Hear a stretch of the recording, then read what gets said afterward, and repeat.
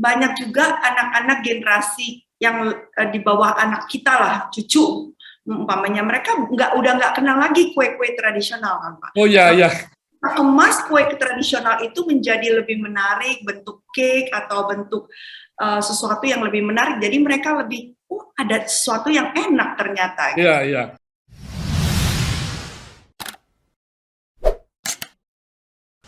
Semangat pagi, Sobat Sukses. Pada hari yang spesial ini, saya akan berbincang dengan sosok ibu yang sangat kreatif, sangat tangguh, sangat sabar, yaitu Ibu Desiree Tarigan. Semangat pagi, Bu. Selamat pagi, Pak. Senang sekali bisa diberikan waktu Bapak ya. Hari ini. Iya, ini hari-hari Minggu ganggu waktunya Ibu ini. Enggak juga.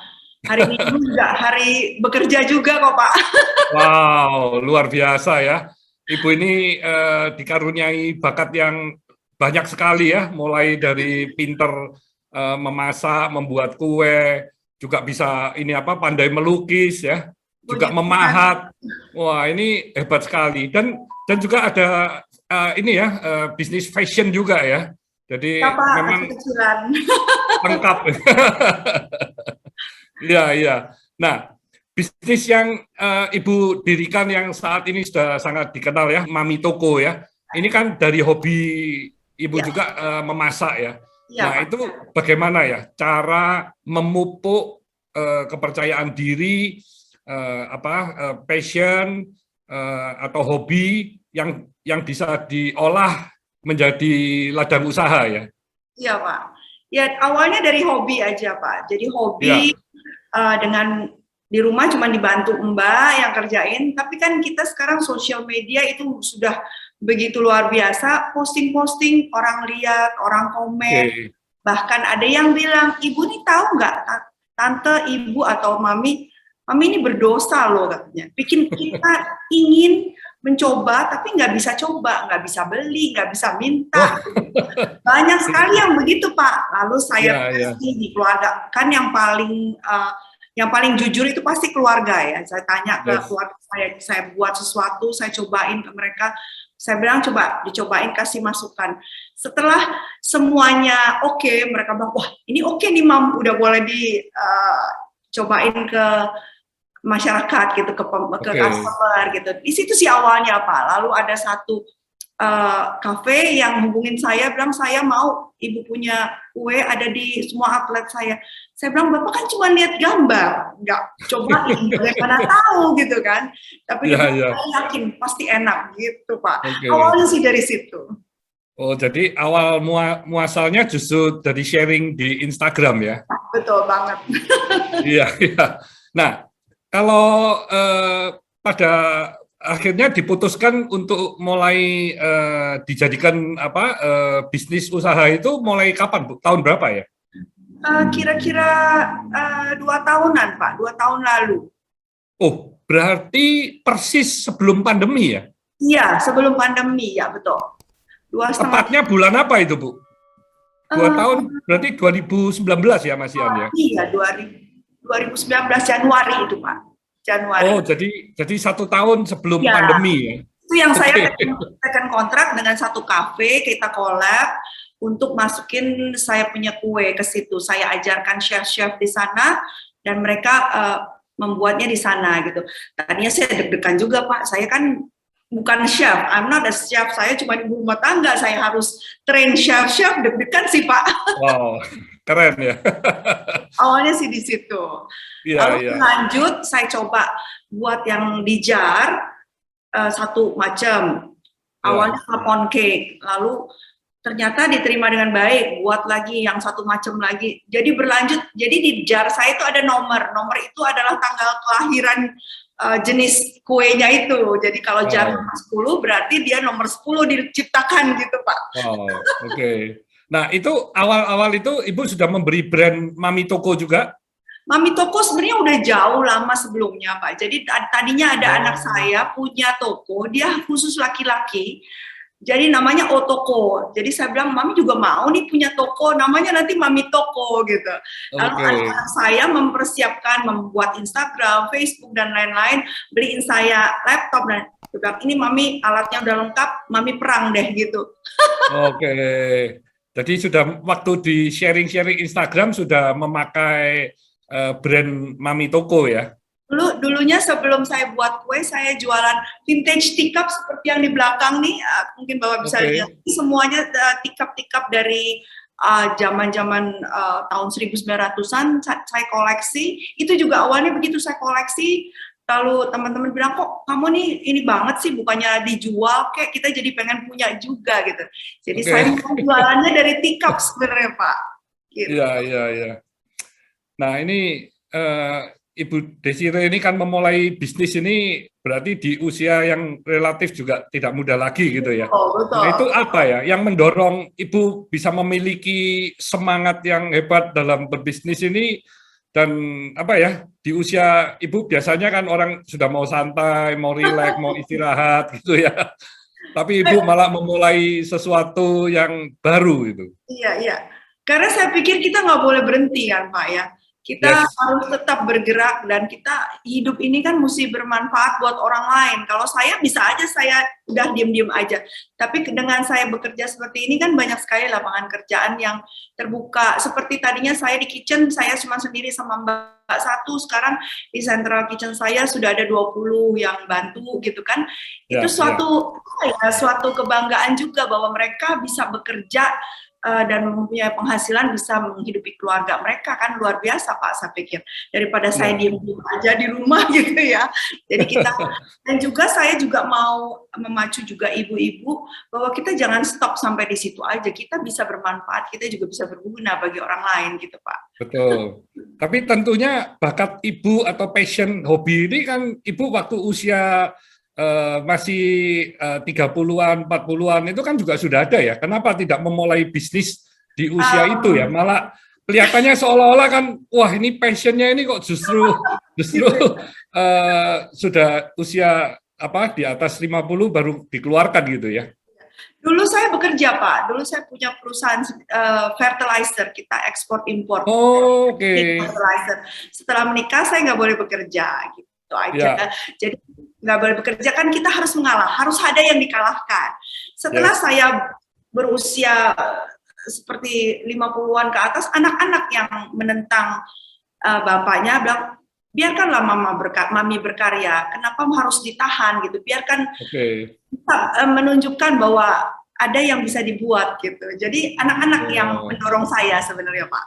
Waktu saya banyak koleksi lukisan, anak-anak yang bilang, Mami harus bikin pameran. Waktu berapa tahun, 4-5 tahun yang lalu saya bikin pameran tunggal seperti itu. Jadi anak-anak sebenarnya yang mendorong saya.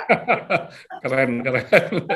Ya, karena saya sendiri kalau dengan istri, dengan anak-anak perempuan saya, anak laki, menantu perempuan, semuanya bekerja. Karena memang apa ya, filosofi kami sekeluarga itu, wah kalau nanti nggak bekerja, nanti you di rumah ngapain, terus nanti kalau nanti kerjaannya cuma jalan-jalan ke mal-mal terus sama teman-teman, terus kan gimana gitu. Betul Pak, betul. Ya, ya. Jadi selama saya tidak bekerja itu juga saya di rumah sebenarnya berkarya, tapi tidak untuk publik gitu. Saya kumpulin lukisan, saya hanya untuk keluarga aja.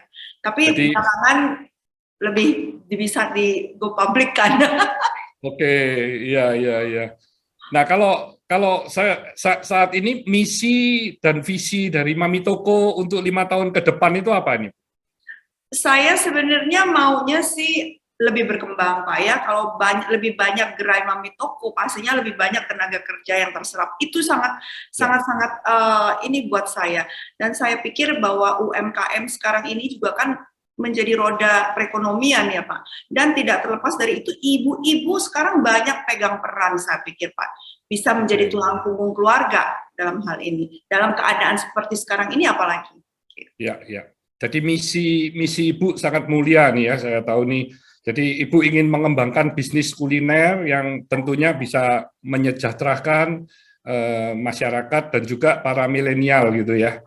Dengan visi Ibu untuk terus bisa membuka, itu rencana 5 tahun, 10 tahun mau buka berapa Aduh, store atau berapa toko nih, Bu? saya nggak mau tekabur Pak ya, tapi saya dibantu oleh anak dan menantu saya, mereka sangat support saya membuat planningnya dengan proper, jadinya kita punya visi lah ke depan. Dan saya ingin mengembangkan produk-produk itu lebih ke makanan tradisional, seperti saya membuat klepon cake. Jadi makanan yang tadinya tidak dilihat, kita mau perkenalkan, mudah-mudahan internasional bisa lihat gitu.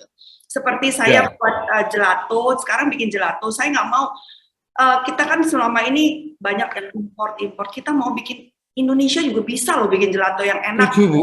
Ya. Setuju sekali. Ya, saya bikin gelato musangking, ternyata wah mereka happy. Wah. Ya. Saya sendiri kalau ke luar negeri, kalau kepingin makanan Indonesia itu paling susah. Ya, jadi Indonesia ini negara besar ya, makanan-makanannya juga beraneka ragam. Tapi memang kadang kalau sudah nggak ketemu ya carinya masakan yang sejenis seperti Thailand begitu ya, atau yang Asian food ya. Makanya ini bagus sekali kalau misi dari Ibu juga ingin memperkenalkan makanan-makanan atau kue-kue Indonesia ke dunia luar ya, tidak hanya di Indonesia ya. Banyak juga anak-anak generasi yang di bawah anak kita lah, cucu umpamanya, mereka udah nggak kenal lagi kue-kue tradisional kan Pak. Oh ya. Kemas kue tradisional itu menjadi lebih menarik, bentuk cake atau bentuk sesuatu yang lebih menarik, jadi mereka lebih ada sesuatu yang enak ternyata. Iya. Bu, ini pagi ini saya dibelikan sama anak saya nih Bu. Ini makanan apa Ibu tahu? Apa itu Pak? Ini makanan kesukaan saya, Bu. Ini juga apa ya? Zaman dulu banyak, sekarang jarang seperti ini. Oh ya, apa sih namanya? Kelapa ini, Bu. Pakai kelapa ini.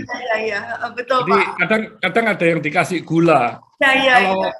Kalau kita apa ini ngomongnya? Ini dikasih merek sekarang sama mereka juga. Iya. Sekarang itu makanan kecil ya, banyak makanan kecil yang sekarang banyak yang nggak ada memang. Klepon itu juga klepon. Iya. Banyak yang makanan zaman dulu sekarang udah mulai hampir punah. Jadi kita mau supaya anak-anak lebih mengenal lagi gitu Pak ya. Iya. Nah Ibu kalau di awal-awal berbisnis usahanya secara online gitu, apa tidak mengalami kesulitan ya, karena kan mesti harus bisa beradaptasi dengan model bisnis digital seperti saat ini gitu ya. Saya kebetulan suka belajar Pak, dan anak-anak saya juga memaksakan saya belajar, mereka nggak mau ngajarin saya, pokoknya ini bukunya, ini panduannya, mami belajar sendiri gitu Pak. Yes. Jadi ya mau nggak mau harus belajar, dibantu dengan keadaan pandemi seperti ini ya mau nggak mau ya Pak ya. Dan kelihatannya memang bagus banget. Kita udah ketinggalan zaman, ketinggalan jauh maksudnya. Dunia lain udah, maksudnya negara lain udah lebih dulu. Kita karena pandemi terpaksa. Ya, tapi dengan terpaksa itu tadi luar biasa. Ya, benar. Karena Ibu bisa membuktikan ya, bisa gitu ya. Bisa memanfaatkan teknologi atau zaman digital ini juga mempunyai usaha baru yang tentunya juga lebih cepat dikenal oleh seluruh masyarakat ya. Ibu juga ada website kan ya, ada websitenya kan ya, Mami Toko. Ya. Nah Ibu masuk ke outlet offline juga, itu hanya di ruko atau juga ada yang di store ya Bu? Ini kita baru trial run di Mall PIM, Pondok Indah Mall, kita baru buka di sana. Baru 5 hari, baru sehari Senin nanti soft opening. Wow, congratulations ya, congratulations. Ini di masa pandemi pun berani untuk membuka di mall gitu ya.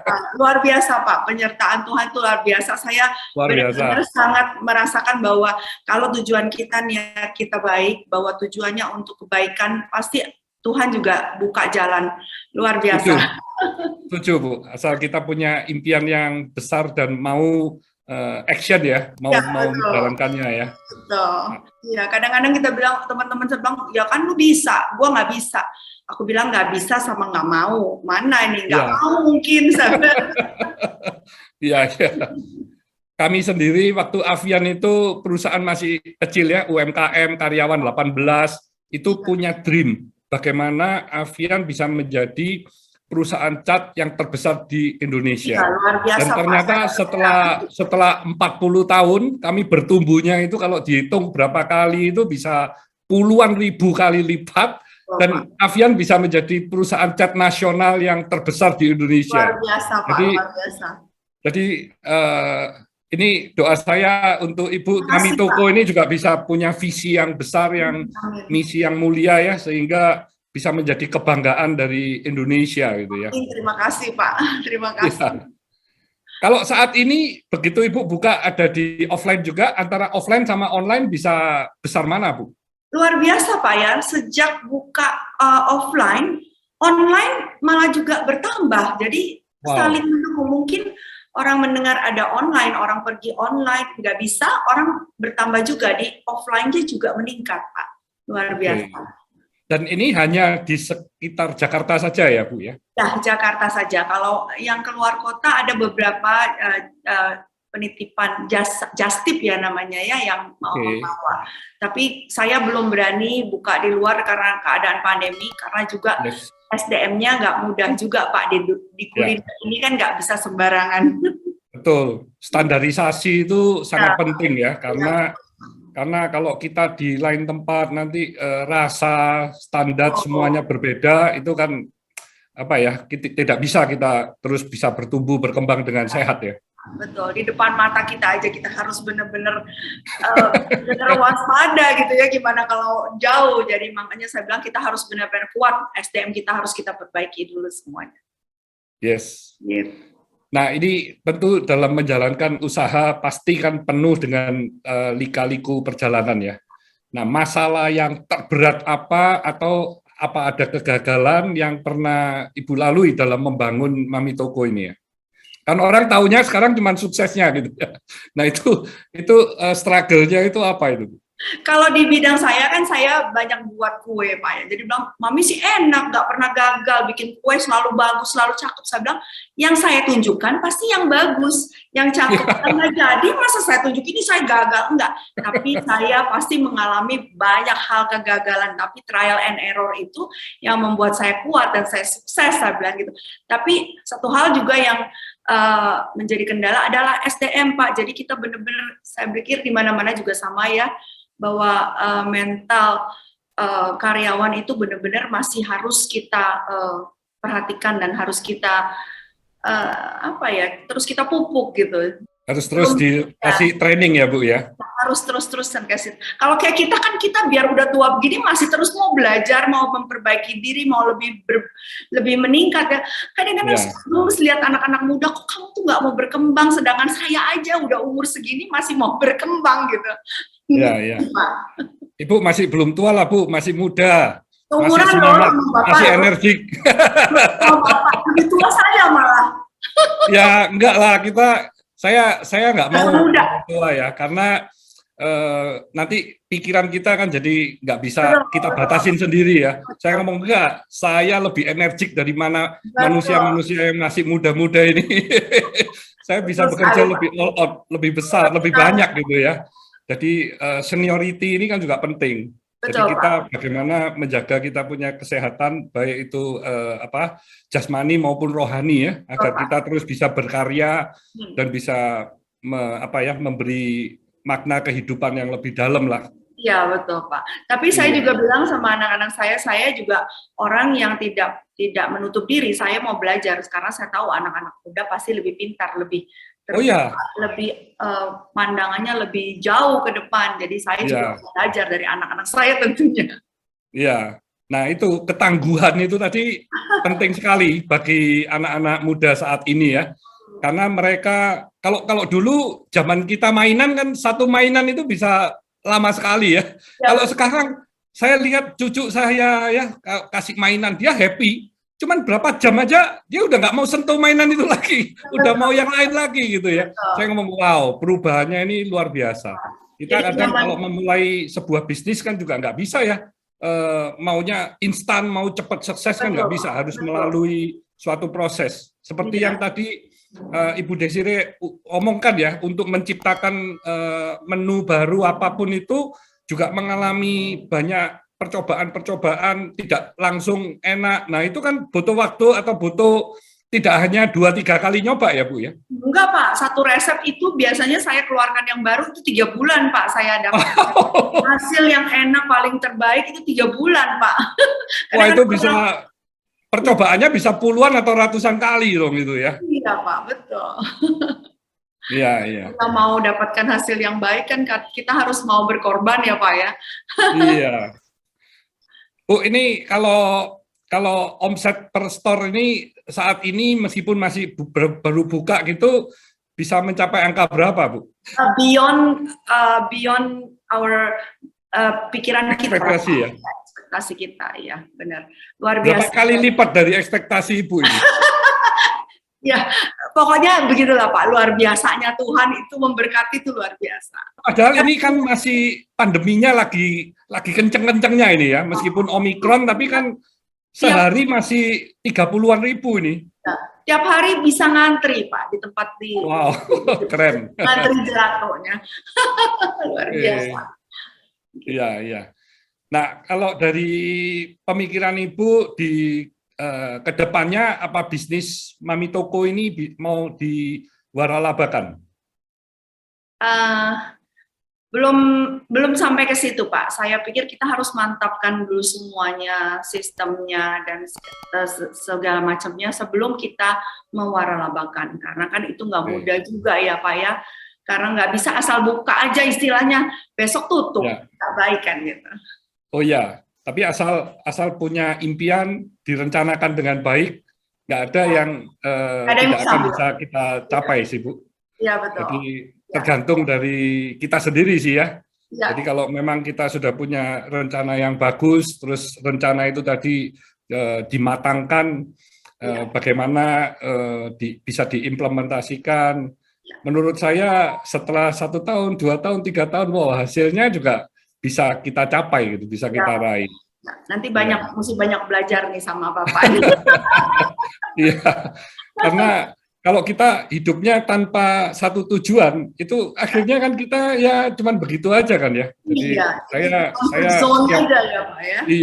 setiap perusahaan pasti punya tujuan yang mana tujuan itu kalau mulia, terus kita juga bekerjanya dengan happy, ya pasti akan terwujud lah. Tadinya saya pikir Bapak mau ajak saya podcast, waduh saya minder nih, mau ngomongin apa. Saya yang baru mulai, mau ngomong apa ya gitu. Ya ini Mami Toko Ibu sudah kedengeran gaungnya di Surabaya ini. Saya kalau ke Jakarta nanti mampir Bu. Harus Pak, mampir Pak. Bu, kalau saat ini anak-anak apa juga ini membantu Ibu di Mami Toko? Iya, anak saya ada 2 Pak, Bams dan Pria. Kalau Bams dia bantu seperti menyumbang saran. Tapi kalau anak saya yang satu Pria dia terjun langsung gitu. Karena keadaan pandemi seperti ini, perusahaan di mana dia bekerja semuanya lagi slowing down, jadi saya bilang ya udahlah kamu bantuin Mami aja gitu. Iya, iya. Ini cocok sekali apa karena Ibu punya ini ya creativity lengkap udahan. Jadi begitu buka konsep semuanya sudah sangat excellent gitu ya. Gitu ya Pak ya. Iya. Kadang saya pikir kita nggak pernah, saya ini nggak pernah berhenti berpikir. Mau tidur pun otaknya kayaknya masih muter terus. Iya, iya. Kalau mesti tidur, wah mesti tidur, malah anak-anak saya bilang Mami harus istirahat gitu. Bukannya karena saya gila, kan jangan, memang otaknya masih ada aja yang datang gitu Pak. Masih ada lagi kreatif yang mau kita kerjakan. Gitu. Iya, ya ini Ibu kelihatan seperti punya ini passion yang bisa di action gitu ya, yang bisa dijalankan gitu. Jadi happy sekali. Ya. Kalau orang happy ya pasti tidur juga sudah mikir terus ini apa yang mesti dilakukan besoknya gitu ya. Jadi luar biasa.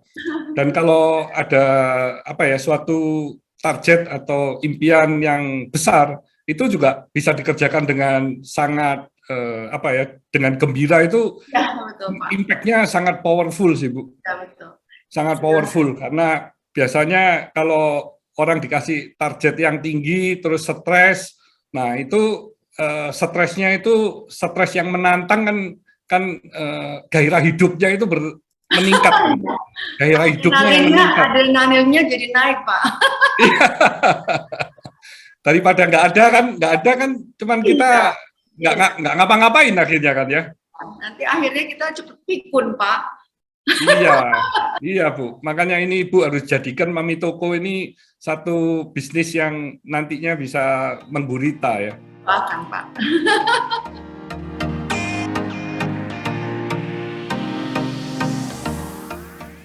Kalau saya bilang sukses itu bukan diukur hanya materi saja, Pak ya. Sukses kita itu adalah berguna bagi banyak orang, bukan buat diri kita sendiri aja. Menurut saya sih itu.